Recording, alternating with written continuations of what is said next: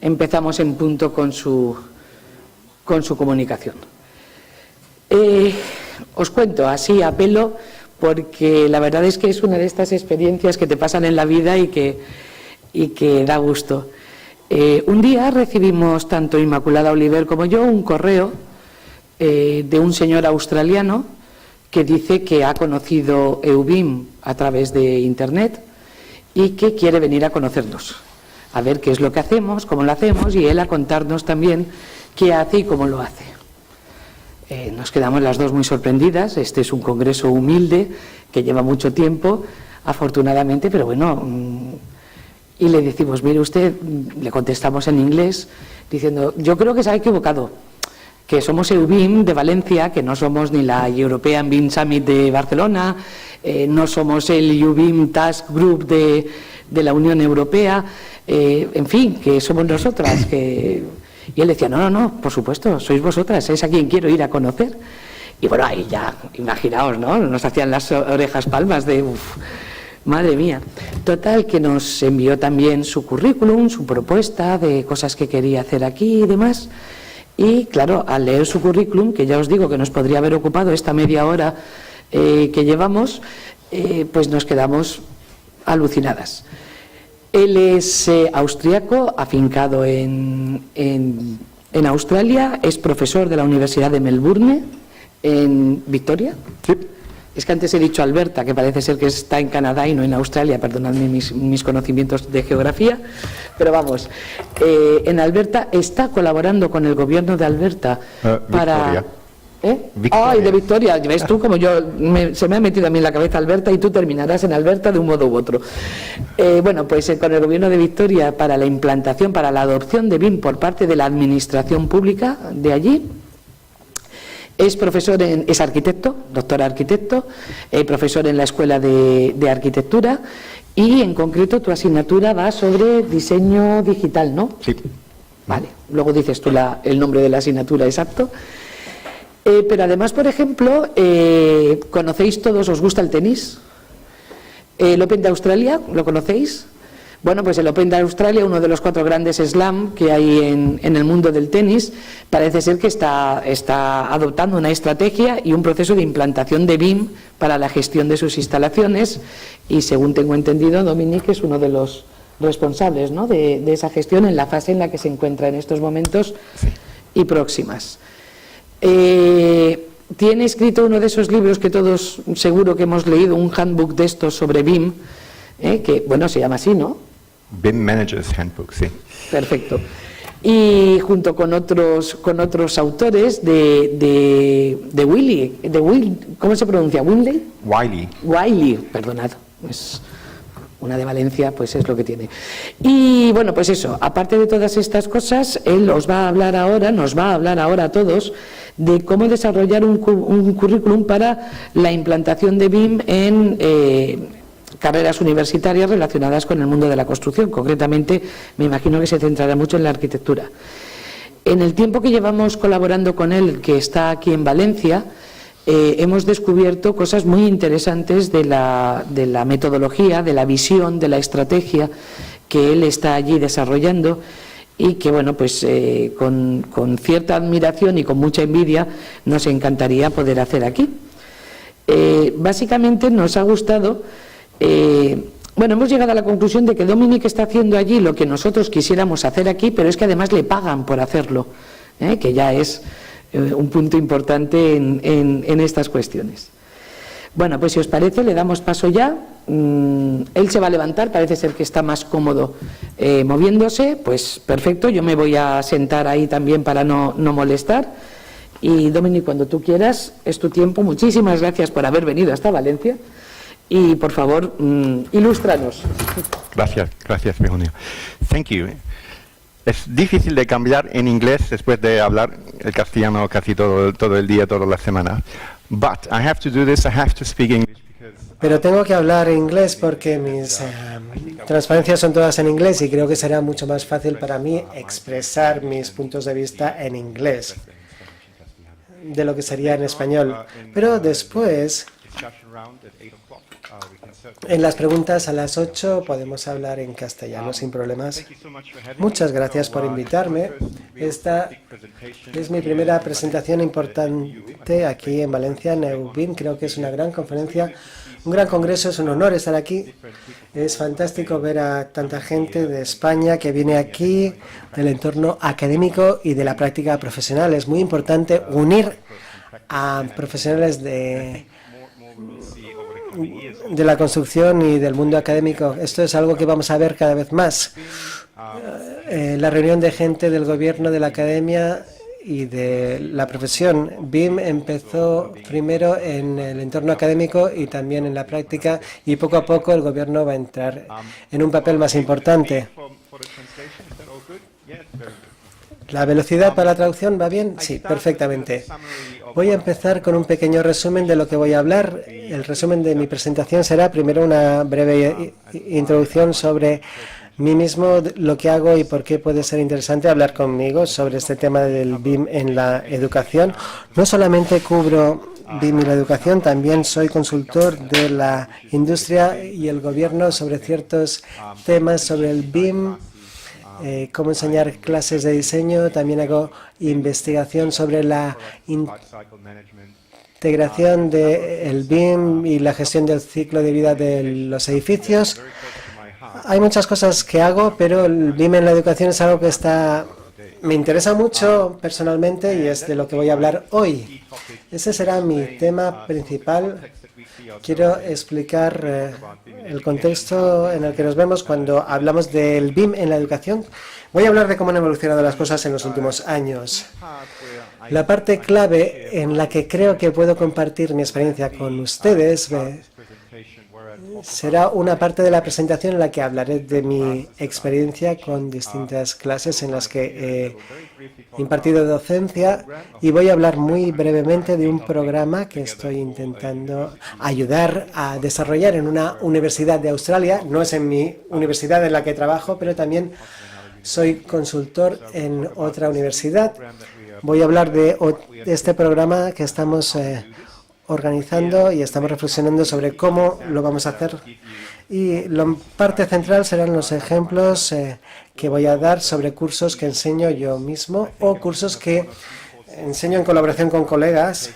Y creo que también tengo un par de cursos de la presentación que llevan a cabo compañeros míos que tratan con partes del BIM que yo no conozco tan en profundidad. Luego voy a compartir algunos de mis puntos de vista y algunas conclusiones personales.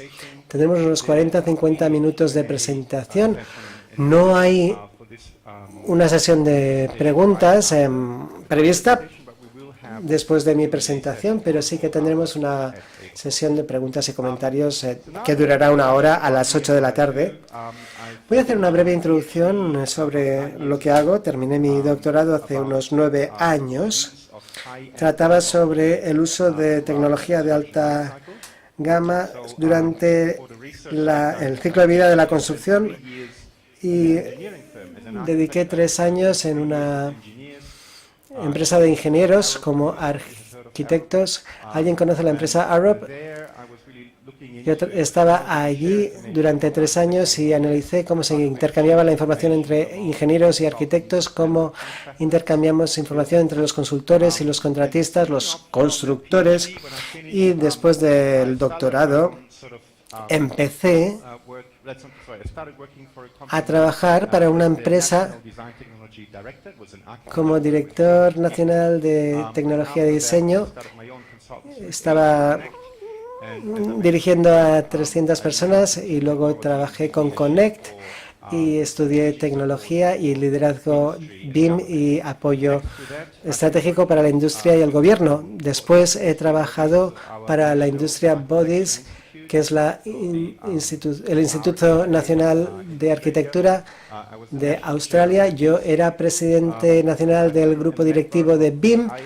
Fui miembro del ISO 19, el estándar internacional del BIM, un ISO 9650. Va a ser una nueva norma que probablemente se apruebe este año y esto nos ayudará a gestionar el BIM a nivel internacional. Y recientemente he sido presidente del Comité de Educación del Estado de Victoria, en el que he trabajado con el Instituto de Arquitectura. Aparte de organismos de la industria, también trabajo a nivel académico. He dado clases en el Instituto de Tecnología, doy mucha enseñanza en la Universidad de Melbourne, trabajo allí 4 días a la semana y también estoy ayudando a desarrollar los planes de estudio de otra universidad. Escribo mucho sobre BIM y trabajo mucho en la industria para apoyar a las organizaciones en la forma como desarrollan las estrategias de BIM. Estaba escribiendo una columna en una revista de gestión de instalaciones. Yo era una de las primeras personas de Australia en hablar de la transición de BIM a la gestión de las instalaciones. Hago auditorías de tecnología BIM y publico muchos artículos de investigación académicos y en revistas académicas y de la industria. Uno de los últimos artículos fue para el Gobierno de Victoria, para el Departamento de Tesorería. Ayudaba a la Tesorería a desarrollar una serie de documentos para ayudar al Gobierno a entender lo que significa el BIM para el Gobierno, para que entiendan lo que tienen que estudiar cuando piden a la cadena de suministro que utilice el BIM. Estos documentos se terminaron hace alrededor de un año. El trabajo que hice hace un par de años fue el manual de gestión de BIM. Este manual, no sé si se puede ver esta imagen bien desde la parte del fondo, es más o menos el equivalente de lo que hemos visto ayer. Los usuarios de BIM de Victoria, ¿es correcto? El grupo de usuarios de Victoria nos reunimos cada 2 meses, tenemos entre 250 y 300 personas cada sesión. Los llamamos MelBIM. Somos de Melbourne, igual que tenemos MelBIM, tenemos Brisbane para Brisbane, SydBIM para Sydney. Tenemos grupos similares al que tenéis aquí. Hay mucha discusión en Australia sobre el tema de BIM. Es interesante saber lo que estamos haciendo también en España. Y la industria nos ayuda, nos patrocina y paga también por nuestras cervezas y comida. Es muy agradable poder comer juntos y es una forma muy agradable para permitir que la gente se comunica. La comunicación sobre BIM es una parte muy importante. Vamos a hablar ahora de la educación y me voy a centrar principalmente en ello. Cuando hablamos de la educación sobre BIM, hay 3 aspectos que deberíamos considerar principalmente. Obviamente, la educación y la práctica es la educación sobre BIM para el gobierno y para los medios académicos. Vamos a ver qué pasa en la práctica. Yo he participado bastante activamente durante algunos años en ayudar a los profesionales a cambiar cómo implementan la tecnología. La mayor parte del tiempo, cuando hablamos de la educación en la práctica, estamos hablando de formación, sobre todo de formación en relación con el software. A menudo la formación es ofrecida por terceras partes, por consultores, gente que viene de fuera que ayuda a formar al personal de la empresa. A veces se hace para gente dentro de la empresa, otras veces para terceras partes. A menudo se centra únicamente en la parte del software y parte de la formación online también está disponible en los últimos años. Ha habido una diversificación importante de cómo se ha formado la gente en la práctica. A veces también vemos organizaciones profesionales que organizan la formación para sus miembros, por ejemplo, una empresa de ingeniería local, por ejemplo, la Asociación de Arquitectos, el Colegio de Arquitectos, de Ingenieros, etcétera, puede ofrecer formación en la práctica. Lo que vemos después es una forma bastante diferenciada de cómo se forma la gente según su posición en la práctica.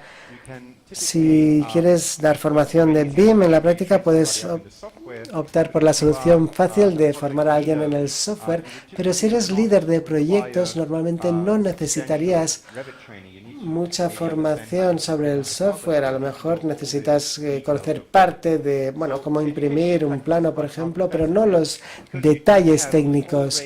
La formación es muy variada, tiene muchas facetas. Tenemos coordinadores de BIM, gestores de BIM, tenemos dibujantes de CAD, junior, senior, tenemos diseñadores computacionales, diseñadores que trabajan con Rhino, Grasshopper, herramientas de este tipo. Así que tenemos una gran gama de distintos puestos que utilizan BIM. El gestor del BIM es importante para coordinar todo esto y ayuda a los distintos departamentos a llegar al nivel determinado que requieren para sus tareas. Si pasamos a la educación en el gobierno, y voy a hablar de este tema muy brevemente, el caso del gobierno es muy curioso porque el gobierno es el cliente mayor, por lo tanto, el gobierno es un actor muy importante en la implementación de la tecnología. Por lo menos en Australia vemos cada vez más departamentos de gobierno que requieren BIM en los proyectos. El gobierno a menudo no entiende lo que se está pidiendo, confían en los proveedores, en terceras partes. Normalmente es Autodesk y Nemetschek los que van al gobierno y les dicen que necesitas BIM para todos tus proyectos, pero el gobierno en sí muchas veces no entiende lo que esto significa. Y no hay suficiente formación dedicada sobre BIM en el gobierno actualmente. Así que si piensas en los clientes que se sientan, tienen varios miles de millones de presupuesto que quieren gastar y quieren utilizar BIM y no saben en qué consiste BIM, si esta es la situación, es un desastre. Si esto es lo que va a pasar en España, va a ser catastrófico. Si no se forma al gobierno en España, si no hay un proceso de transición que permita al gobierno español recibir esta formación y trabajar con objetivos comunes con la industria, va a ser realmente difícil. Por lo tanto, es necesario que el entorno académico trabaje con la industria para ayudar a formar al gobierno respecto al BIM. En el Reino Unido, desde 2011, han empezado su plan de 5 años que empezaron a implementar en 2016 y se han dado 5 años para prepararse a lo que llaman BIM de segundo nivel y han pedido a todos los departamentos del gobierno que tengan su propio documento de requisitos organizativos y para preparar el terreno y expresar qué tipo de BIM están esperando de la industria. Trabajar con el gobierno requiere un grupo de trabajo conjunto entre representantes del gobierno y representantes de la investigación académica. Es importante que los profesionales, los académicos, colaboren con el gobierno para que entiendan el tema y puedan apuntar hacia objetivos estratégicos.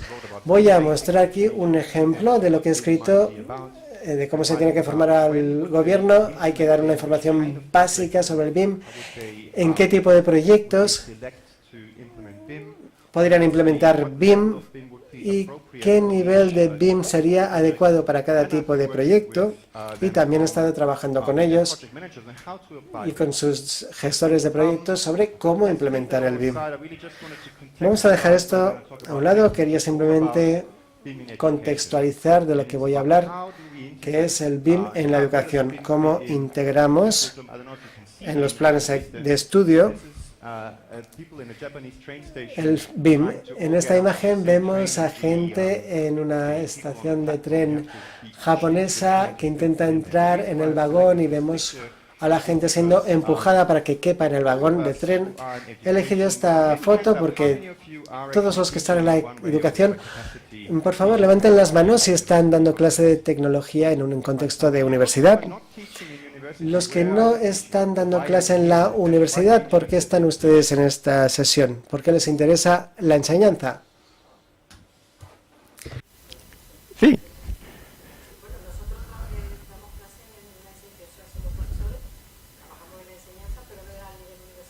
Ah, bueno. Okay, professional. Okay, cool. So the problem Muy bien. is that you have in your El problema schedules, you have a lot es que en los programas de formación tenemos mucha información que tenemos que procesar en la arquitectura, en edificación, en ingeniería, los arquitectos técnicos. Los estudiantes tienen muchas cosas que tienen que aprender y el programa de estudios siempre suele estar lleno.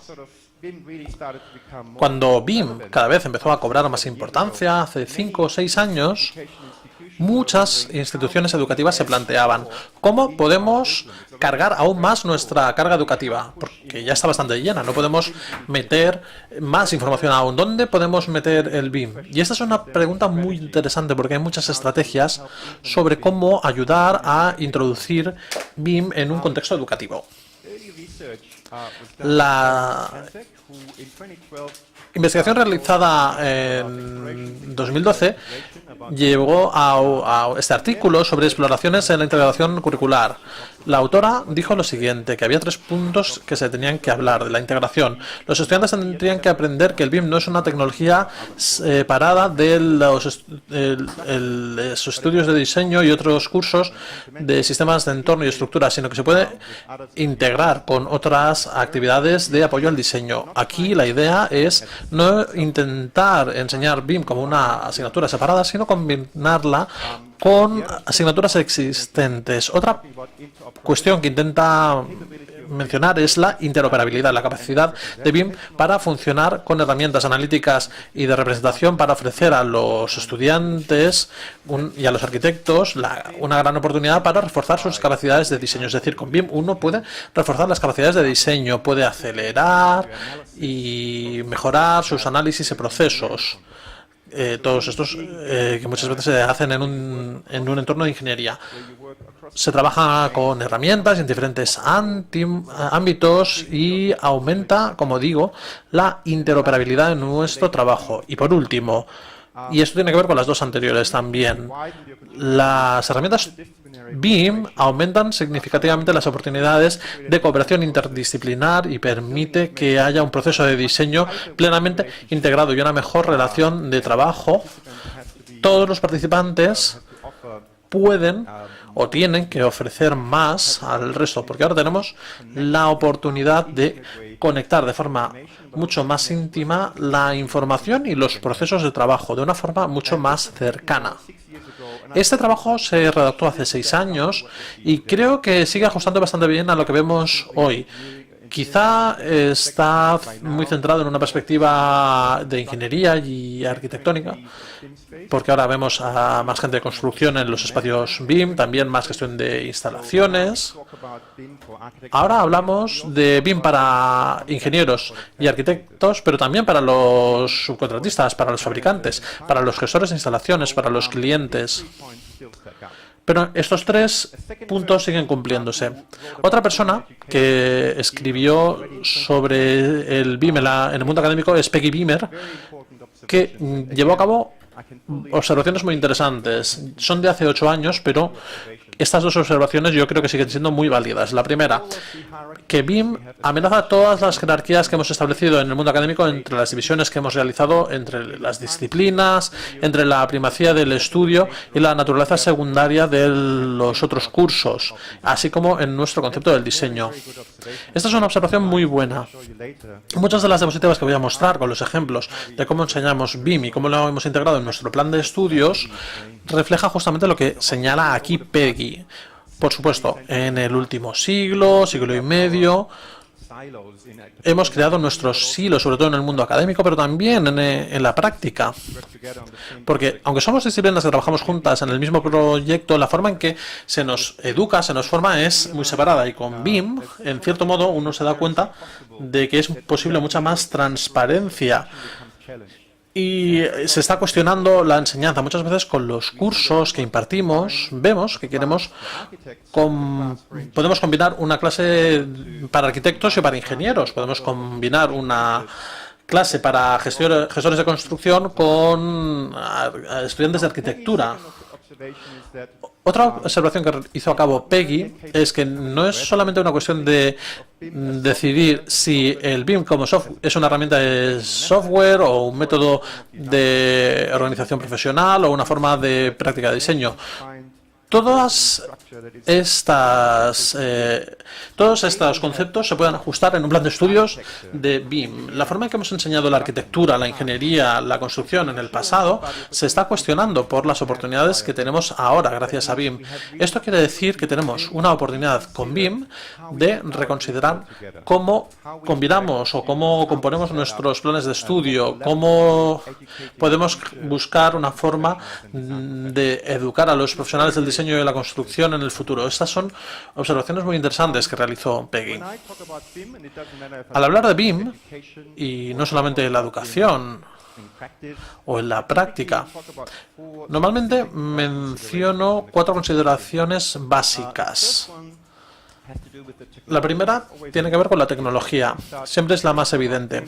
Cuando pensamos en BIM, pensamos normalmente en la parte tecnológica, en el software, en Revit, en el programa que utilicemos. El software siempre suele ser el punto de partida y eso está bien, no pasa nada.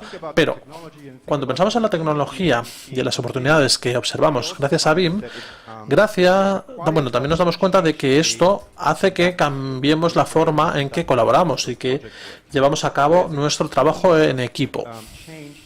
Es un cambio clave para los procesos en los que participamos. El proceso es el segundo componente principal o la segunda consideración que tenemos que plantearnos cuando pensamos en BIM, el cambio en los procesos. En tercer lugar, las personas. Las competencias personales muchas veces se ven cuestionadas.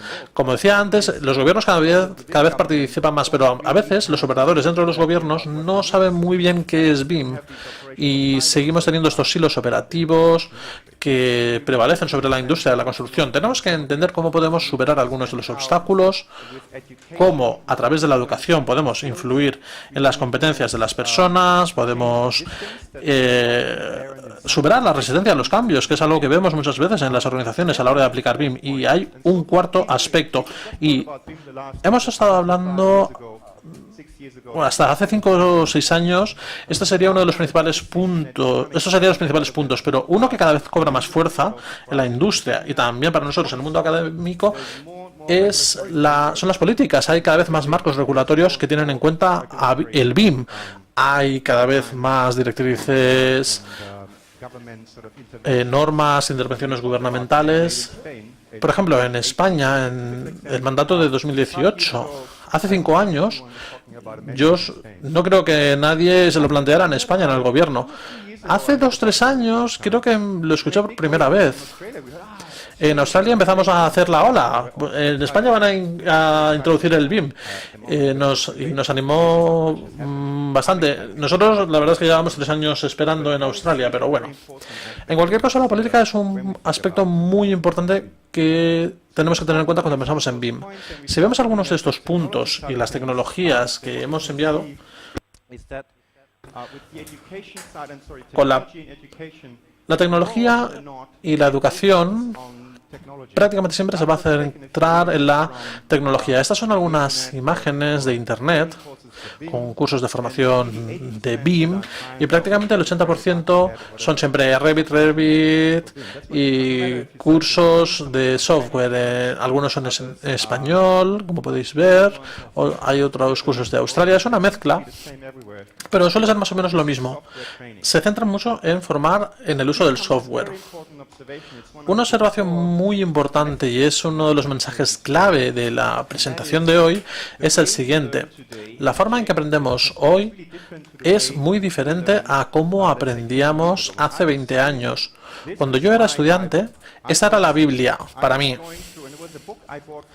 Este libro lo compré con mi propio dinero era de AutoCAD 12, no recuerdo exactamente. Eran 1300 páginas de AutoCAD. Y así es como aprendí yo a utilizar AutoCAD. Cuando acabé el libro me fui a la oficina en la que quería trabajar, abrí la puerta y les dije, pues mira, soy el mejor operador de AutoCAD de Austria y quiero trabajar aquí. Y me dieron trabajo inmediatamente. Así pude entrar yo allí donde quise. Pero tuve que leerme este libro de 1300 páginas, aprendérmelo de memoria para poder hacerlo. Y la verdad es que, bueno, puede que no fuera el mejor, pero se me daba muy bien AutoCAD, las cosas como son. Hoy en día no se aprende así a utilizar el software. Hoy en día tenemos la oportunidad de entrar en Internet. Hay como 2000 y pico cursos de Revit en Linda. Puede que esto sea un poco controvertido. Creo que es la idea incorrecta en el mundo académico, el intentar enseñar a los estudiantes el software. Los días en los que utilizamos las clases para enseñar a los estudiantes a utilizar el software han pasado. Ellos tienen que aprender a utilizar el software, pero nosotros tenemos que enseñarles a aplicarlo, cómo darle sentido, cómo conectarlo con otros programas, cómo decirles la forma en que se ha aplicado en la práctica. Perdemos el tiempo como educadores si estamos semanas y semanas diciéndole a los estudiantes cómo tienen que darle clic al ratón, cómo poner una ventana, etcétera. Porque hay 2000 y pico vídeos en esta página web y solamente hay que ir por esta página, dar una vuelta, ver cuáles son los mejores vídeos para los estudiantes y punto. Después los estudiantes lo pueden ver fuera de clase y hay un término académico para ello que se llama flipping. Son lo que se llaman flipping classes and semi-flipping. Este método es el método que combina las clases normales en las cuales se distribuyen los materiales para clase y los que tienen que utilizar fuera de clase, y el tiempo fuera de clase lo utilizan para actividades o por ejemplo que interactúen con un profesional. Esto es una mezcla. Este método es un poco radical porque te dice que tienes que hacerlo prácticamente todo fuera del aula, pero la solución intermedia es una en la cual compartes cosas que se hacen en el aula y algunas otras cosas que se hacen fuera, fuera de clase. Los estudiantes trabajan de forma individual o en grupo con tareas o encargos relacionados con esta tarea. Las ventajas de estos tipos de formación es que generan pues algunas ventajas adicionales, como por ejemplo que son un equilibrio efectivo para un instructor que no puede dedicar el tiempo bueno, no se pueden reemplazar tampoco todas las clases con vídeos, y también el basar las clases en vídeos consume tiempo, pero una vez lo has hecho ya puedes reutilizarlos una y otra vez. Es más probable también que los estudiantes vean los materiales antes de venir a clase. Si uno quiere enseñar de forma efectiva la tecnología a los estudiantes, hay que preparar los materiales que ellos puedan aprender fuera de clase, que sí, que consume tiempo, pero si no, ese tiempo lo vamos a perder enseñándoles a dar clic y a utilizar el software en clase. Lo que hay que enseñarles en clase son las cuestiones más importantes, hacerles entender cuáles son los entornos de datos comunes. Si trabajamos con una herramienta, cómo se conecta con otras herramientas, enseñarles el contexto, presentarles a la gente de la industria que puede venir y ayudarles, aportándole conocimiento nuevo, llevar ese conocimiento nuevo a la clase para que entiendan, digamos, el contexto en general. También tienen que entender diferentes tipos de documentos de apoyo que pueden necesitar cuando hablamos de BIM. En mi caso, yo no creo que tenga que enseñar demasiado a mis estudiantes sobre Revit, sí decirles dónde y cómo se utiliza, y sí que prefiero enseñarles los documentos que es probable que se encuentren cuando trabajen en la práctica, como por ejemplo el plan de ejecución BIM, o las declaraciones de capacidad de BIM o los estándares BIM, porque esas cosas no se pueden enseñar con un vídeo, por lo menos aún no. Y estas cosas sí que requieren que se cuenten muchas anécdotas, se utilice la experiencia práctica que tenemos para ayudarles a entender cómo funcionan las cosas en la práctica y cómo ellos, cuando acaben los estudios, podrán aplicar este conocimiento y convertirse en agentes de cambio en la práctica. Muy a menudo, como decía, la tecnología es el punto de partida, pero se trata más de la aplicación, la información sobre la arquitectura. Los estudiantes tienen que ser conscientes de cómo pueden conectar su conocimiento sobre la tecnología con los impulsores dentro de sus organizaciones, cómo pueden hacer que su organización, su empresa avance y cómo pueden introducir esa información en su empresa. Tenemos que enseñar a nuestros estudiantes a que se conviertan en agentes de cambio, no simplemente operadores que sepan dar un par de clics en Revit. Si hay algo que he aprendido en el manual de gestores BIM, es que BIM cambia y evoluciona constantemente, no es una tecnología estática. La tecnología cambia y tenemos que formar a los estudiantes para que se adapten, para que puedan seguir el flujo de los cambios y preparar a sus organizaciones para estos cambios que se van a producir. Hay diferentes políticas de BIM y aquí tenemos algunas que hemos ido desarrollando en Australia en los últimos 10 años aproximadamente. Hay muchos documentos y los gestores BIM tienen que ser conscientes de que existen. Creo que mi presentación está afectando a algunos de los asistentes. Tienen que entender cuáles son las políticas, tienen que entender cuál es el contexto de gobernanza, cómo tienen que responder a las presiones del gobierno, para estar preparados para que su organización responda ante estos retos por parte del gobierno. Bien, esta era la primera parte para poner un poco en contexto lo que yo pienso sobre la educación en BIM. Ahora voy a mostrar algunos ejemplos. Vamos a empezar con el plan de estudios que estoy co-desarrollando. Yo, estoy aportando mi ideología para este programa nuevo de la Universidad de Swinburne.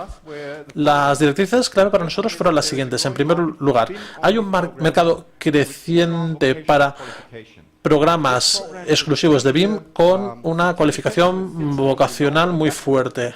Este es un programa por debajo de un grado, digamos, de un grado universitario, pero la gente puede hacer este programa de estudios en 2 años y puede salir y trabajar en la industria. Esto puede dar mucho trabajo en Australia ahora mismo. Para ser atractivo para los estudiantes se da un certificado de 2 años, se integra con programas de otras facultades de la Universidad de Swinburne, es decir, se puede utilizar para pasar después a un curso de grado, para pasar a un doctorado o un máster en BIM y también el desarrollo del programa de estudios que estamos llevando a cabo se está produciendo muy de cerca con la industria.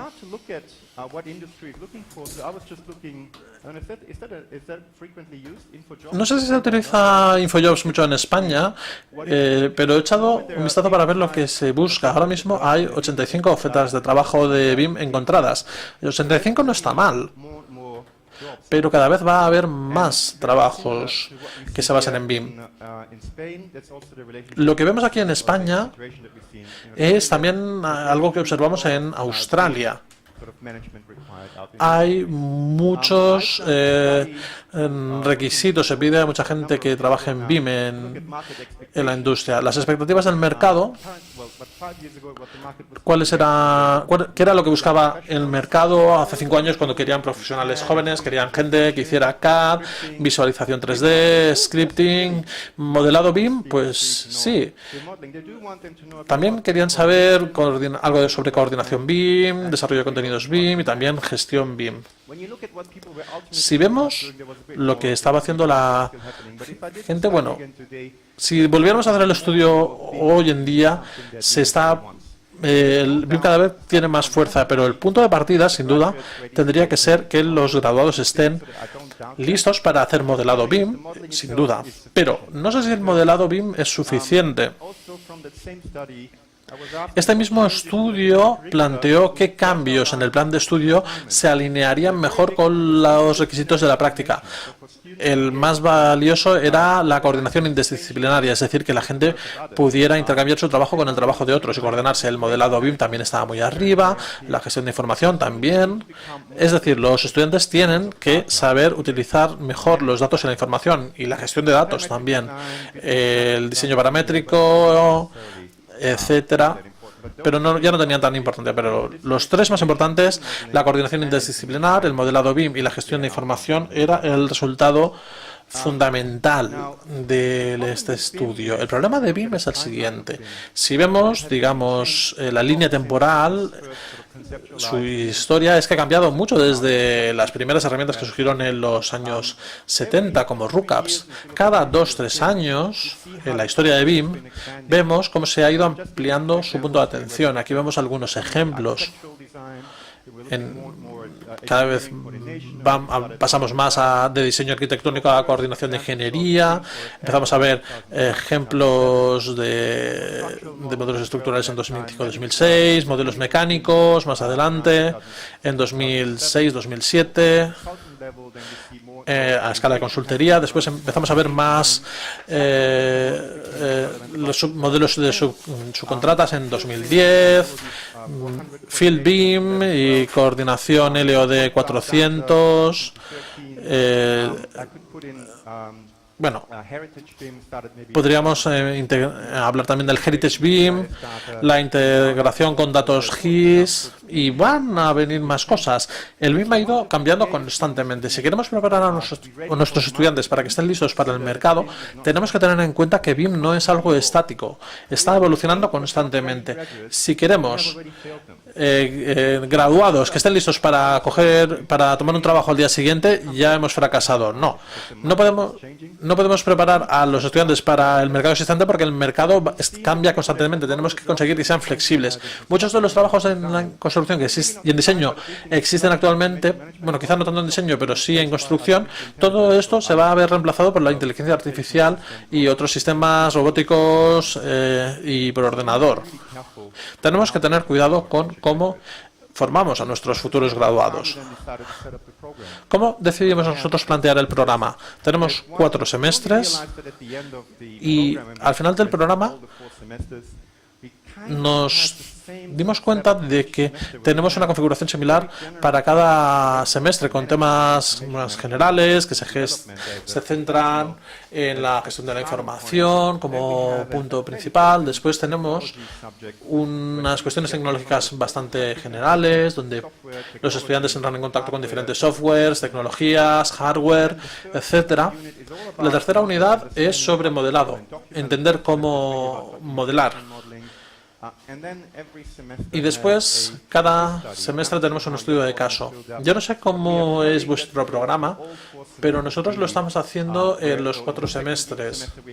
En el segundo semestre hablamos de gestión de cambios, después gestión avanzada 1 y 2, diferentes estudios de caso que empiezan fácilmente pero se van complicando hacia el final. Y el último proyecto que tenemos es un proyecto de infraestructura y arquitectura muy complejo. Vamos a ver algunas de las clases que enseñamos en la Universidad de Melbourne, que es una universidad bastante diversa. No solamente hay una escuela de arquitectura. Aquí, mi oficina está aquí en la 3ª planta. Tenemos arquitectura, construcción, tenemos arquitectura paisajística, tenemos diseño urbano, tenemos planificación, urbanismo y también gestión de la propiedad. Es una escuela bastante diversa y hay un tema en concreto que yo he empezado a enseñar, que es la práctica digital contemporánea. No es una asignatura para aprender a utilizar Revit, sino para presentar a los estudiantes las herramientas digitales que se están utilizando en la práctica. Mucho tiene que ver con obstáculos que se encuentran en la empresa, o obstáculos culturales, como reforzar el diálogo a través de BIM, la integración de la cadena de suministros, y también se invita a invitados de la industria para que hablen de su experiencia. Siempre tenemos una sesión de introducción aquí, presentamos a los estudiantes un sistema de diseño digital, les presentamos Revit, pero se trata sobre todo de entender cómo se utilizan estas herramientas, en qué contexto. Cada 2 semanas tenemos a un invitado que les presenta un tema, después tenemos otro más adelante para que les expliquen cómo se ha aplicado en la práctica de la industria. Y así es como gestionamos los semestres. El resultado final no es un documento BIM o un documento Revit, sino normalmente un informe. Los estudiantes salen afuera y les enseñamos a presentarse a oficinas de arquitectos, de ingenieros, empresas de construcción, y les entrevistan, seleccionan un proyecto que se haya construido alrededor de Melbourne, van allí, conocen al equipo que lo construyó, ven cómo consiguieron llegar a estos resultados. Este es uno de los invitados que explicó lo que estaban haciendo en un proyecto específico, y aquí vemos algunos de los informes que redactan los estudiantes. Es una especie de auditoría del proyecto, del uso de la tecnología en el diseño y construcción del proyecto. Aquí tenemos un ejemplo de una estación de tren. Los estudiantes hablan con los contratistas, con los arquitectos, con los ingenieros, para hablar de cómo se realizó el proyecto. Pueden ser proyectos grandes como este, la estación de tren.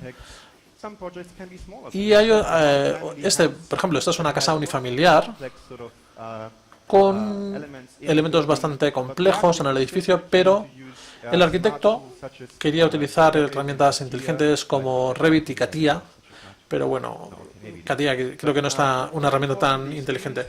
Los estudiantes tenían que analizar con estos esquemas qué herramientas estaban utilizando, cómo estaban conectadas las herramientas y plantearse si ese era el mejor método. Otro ejemplo, este es un edificio de Melbourne, no es un fotomontaje, es un edificio de mi universidad. Y otro programa muy interesante para nosotros. Otro informe que estudia las herramientas utilizadas por los ingenieros, la gente de cadena de suministros, y después analizaron cómo se utilizaban estas herramientas. BIM normalmente tiene bastante importancia en la forma en que se ha realizado el proyecto. Muchas veces hablan de limitaciones y retos, y ellos se tienen que plantear si fue la mejor forma de realizar el proyecto. Hablan con los ingenieros y con los arquitectos para entender si los métodos para llevar a cabo el proyecto han sido los más apropiados. Y así aprenden mucho más sobre los procesos digitales que si simplemente estuvieran preparando modelos Revit. Otro ejemplo, un arquitecto de interiores colaboró con el arquitecto que se encargó de la fachada, etcétera. Y uno de los últimos proyectos es justamente un proyecto de construcción reciente que es parecido a uno que tenéis aquí. Y se analiza con gran detalle cómo se produjo la integración de diferentes sistemas a través de BIM. Esto se hizo parcialmente en CATIA, esto sobre todo en Revit. Toda esta información se juntó, el equipo colaboró con los arquitectos, con los subcontratistas, etcétera, para llevar a cabo este proyecto en Melbourne, que es un proyecto que ha recibido bastantes premios en los últimos años, ha tenido bastante éxito.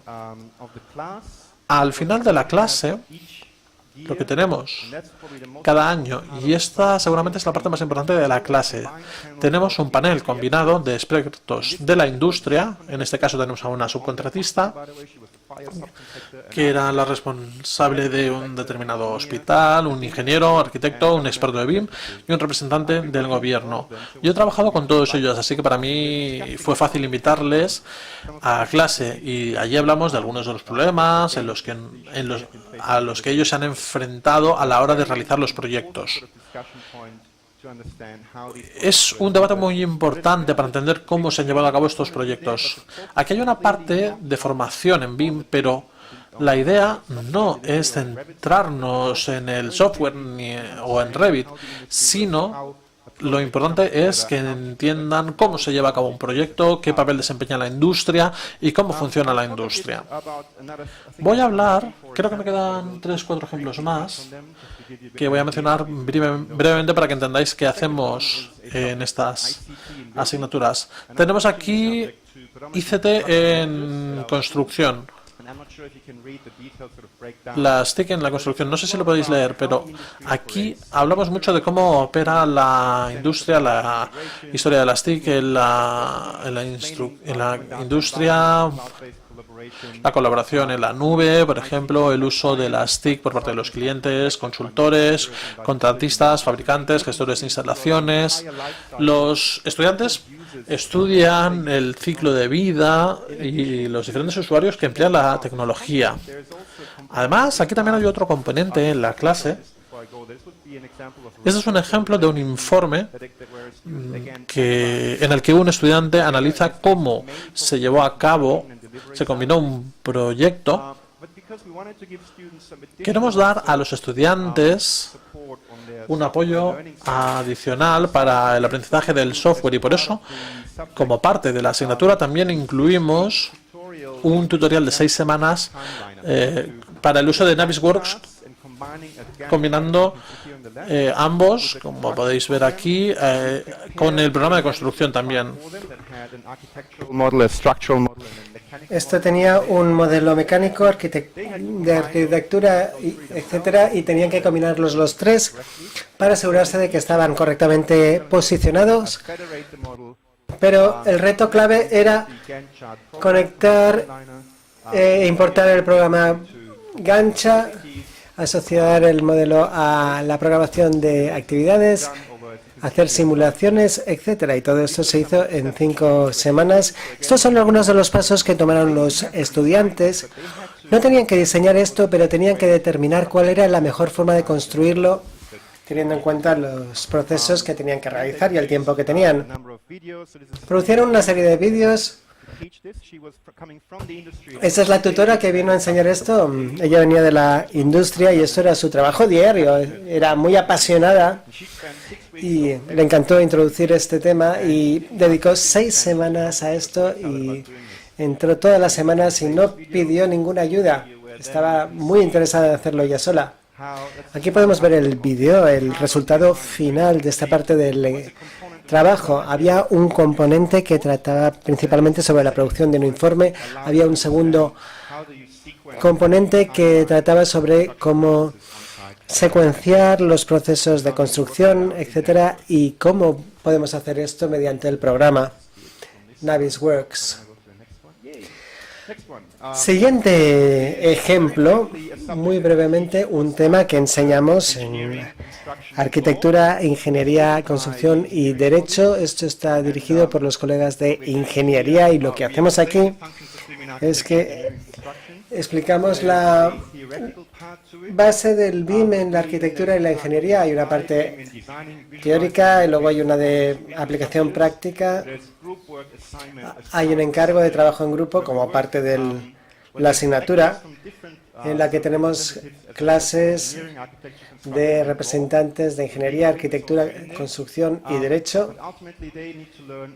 Finalmente necesitan comprender y analizar qué técnicas pueden utilizar con el BIM para mejorar la productividad, reducir el riesgo de construcción y el número de errores.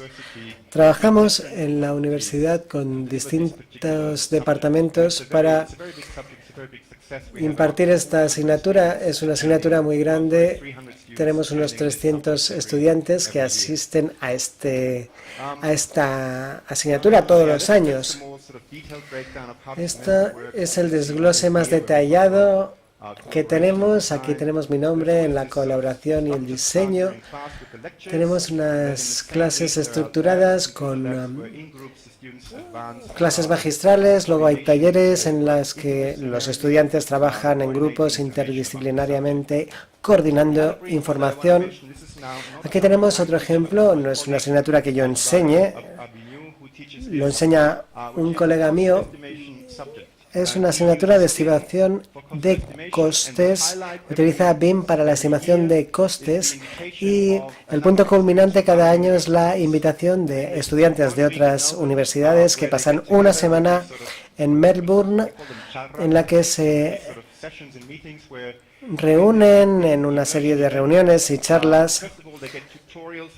Reciben tutoriales de expertos de la industria y luego tienen que presentar su propio proyecto, un proyecto en el que se les da un proyecto y ellos tienen que hacer una estimación de costes completa en grupo, y el grupo que haga este cálculo de los costes de forma más óptima puede ganar un premio.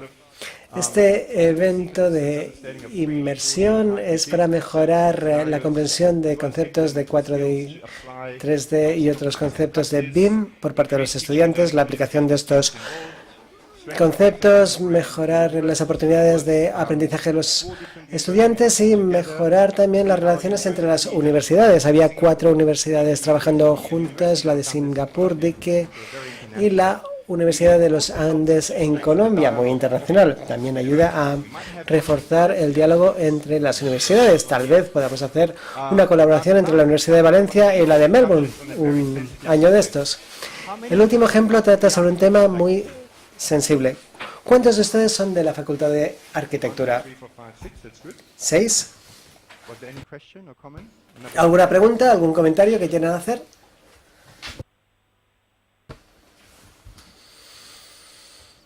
El año que viene, bueno, intentamos. Tenemos algunos arquitectos aquí. Es bueno verlo, pero creo que como arquitectos tenemos que ser muy cautos respecto al BIM. He enseñado Design Studio en arquitectura y he experimentado cómo el uso de las herramientas de BIM ha destruido la calidad del diseño de mis estudiantes. Hay que tener mucho cuidado con cómo introducir el BIM a los estudiantes de diseño. Nuestros estudios duran unas 12 a 15 semanas. Cuando hacemos un estudio de diseño nos centramos en la calidad y la fuerza del diseño, no tanto sobre la parte de la tecnología, sino cuán expresivo puede ser a la hora de diseñar. Cuando pensamos en BIM, en el diseño, aquí tenemos, por ejemplo, una navaja suiza con muchísimas herramientas. Esto es una analogía de lo que puede hacer el BIM. Un BIM lo incluye todo, pero también puede ser un poco abrumador en el contexto del diseño. El BIM es una cosa que es menos inmediata que si trabajas con Rhino, digamos, o herramientas de 2D. Necesitas hacer más planificación de antemano, tienes que ser más disciplinado a la hora de establecer tu geometría. A menudo vemos que se centran en la cantidad y no en la calidad, así que esto afecta un poco al trabajo. Hay a veces un enfoque en los resultados y no en la fuerza del diseño. Hay que colaborar estrechamente con otros, lo cual no siempre es el punto fuerte de los estudiantes. Y luego tenemos una integración limitada con las herramientas de análisis, en contraste con lo que tenemos en Grasshopper, que tiene muchos plugins distintos en los que puedes utilizar tus modelos Rhino Grasshopper para probar distintos escenarios. Vin Mitchell dice que los entornos BIM son muy pesados, pueden ser un poco difíciles para trabajar y explorar libremente. Entonces, depende de cómo defines el diseño. En la Universidad de Melbourne, cuando queremos unos proyectos de diseño muy potentes, queremos que los estudiantes puedan explorar. Y los recursos de BIM, a menos que los domines, no son estupendos para la experimentación. Estos son los resultados que tienes de los estudiantes que utilizan BIM. Tienen ese aspecto y puedes decir, bueno, no está mal, pero para mí esto es horrible, no es lo que quieres ver de un estudiante después de 13 semanas de proyecto de diseño. Y algunos estudiantes dicen, bueno, como tengo herramientas BIM, puedo multiplicar, puedo extruir y me presentan proyectos como esto. Si un estudiante me presenta un proyecto con Design Studio, probablemente le suspenderé. Si se trata de comentar un edificio de residencias, de acuerdo, pero si es un proyecto de Design Studio es insuficiente. El BIM es seductor cuando se trata de cuánto pensamiento creativo estás utilizando. A menudo este pensamiento creativo no se integra adecuadamente. A veces la gente pierde la habilidad de conceptualizar. El BIM te ofrece una solución rápida y a veces simplemente recurren a esta solución práctica y no intentan pensar de una forma un poco más complicada. A lo mejor utilizan una serie limitada de opciones geométricas, que no es lo que queremos en el diseño. A veces el diseño y el aspecto que tiene lo dicta el software y no la creatividad del estudiante. Y les seducen soluciones simplistas que les permite hacer algo rápidamente con el software. Y luego intentan compensar la falta de calidad del diseño con una cantidad excesiva. Esto es algo que yo veo como un problema. Por eso he decidido hacer un estudio de diseño específico que se llama Alto Riesgo, Alta Recompensa. Estamos utilizando herramientas de BIM de forma muy flexible. Estamos mirando Dynamo, scripting, distintos traductores que van de Rhino a IFC, a ArchiCAD y otros programas. Y hemos hecho talleres con estas ideas con expertos de la industria que son también expertos en geometría. Y había otro requisito en la clase que nos pedía que se conectara la experimentación. Se tiene que permitir a los estudiantes experimentar y tienen que producir al mismo tiempo un BIM al final del proyecto. Para mí era interesante ver cuándo los estudiantes empezaban a trabajar con Revit o Architect y cuánto tiempo preferirían utilizar herramientas como Rhino, que son más de diseño, más explorativas. Los estudiantes requerían capacidades de diseño, de Rhino, conocimiento de desarrollo y rendimiento de los edificios, etc. Para hacer que fuera muy complicado para ellos, les di un programa con el que tenían que utilizar, que era una locura. Tenían que poner un recorrido de go-kart, un espacio de juegos para niños, una piscina, un bar, etc. Eso no es el tipo de programa que modelarías con Revit. Teníamos apoyo de expertos de la industria, teníamos a John Merchant del Geometry Gym que nos proporcionó sus scripts y su apoyo para movernos de Rhino a Revit. Los estudiantes exploraban mucho con la geografía con la que empezaron. También había una conversación sobre cómo comprueban el rendimiento. Utilizan los elementos que se enganchan a Revit, como Safari, por ejemplo, Green Revit Studios o Dynamo, por ejemplo. O bien trabajan con Grasshopper y Rhino y Ladybug y Honeybee. Típicamente, los estudiantes pasaban mucho tiempo simplemente con Ladybug y Honeybee. Decían que otro programa les daba un feedback similar, sin la capacidad de hacer variaciones rápidamente en los diseños. BIM se asociaba a elementos más detallados del edificio como la fachada o el recorrido de go-karts. Grasshopper para ellos será el programa más rápido y fácil de utilizar. Solo me quedan 3 o 4 minutos. Vamos a ver algunos de los resultados. Lo que veis aquí son archivos de Revit. He intentado que mantuvieran unos diseños conceptuales muy sólidos.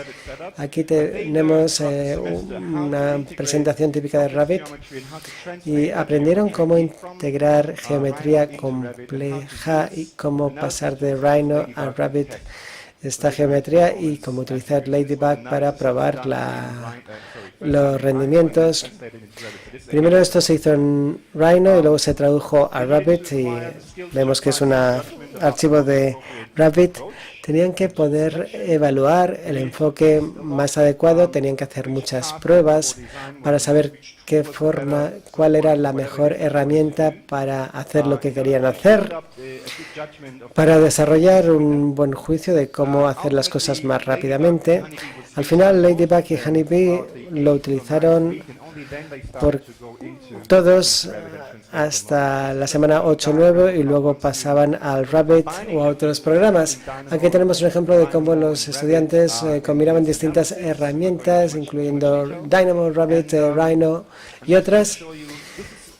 Voy a mostrar un trabajo de un estudiante que nunca había utilizado Rabbit en su vida y este fue su resultado final.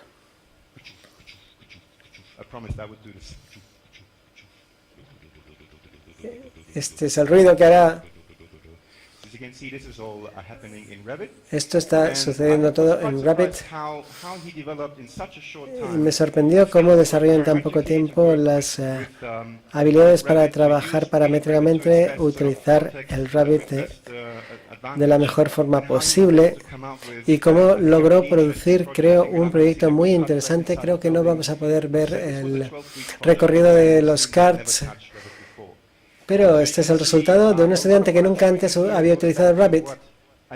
Mucho de esto tiene que ver con lo que he dicho antes de la interoperabilidad, de que tienes que trabajar entre distintas disciplinas. Vamos a ver algunas conclusiones. Esto es multifacetas, se puede integrar de muchas formas. Es la trayectoria de carrera no solamente en relación con la capacidad de los estudiantes de modelar en BIM, sino también otras cosas. Hay expectativas de la industria de que los estudiantes se conviertan en agentes del cambio para la innovación. BIM está evolucionando y los estudiantes tienen que aprender a adaptarse. Los profesionales y el gobierno dependen del entorno académico para entrenar a los profesionales del futuro. Tenemos una gran oportunidad de transformar la industria a través del BIM, pero nos equivocaremos si nos centramos solo en el modelado. Tenemos que potenciar la empleabilidad de nuestros estudiantes ahora y tener en cuenta su empleabilidad dentro de 10 años. Muchísimas gracias.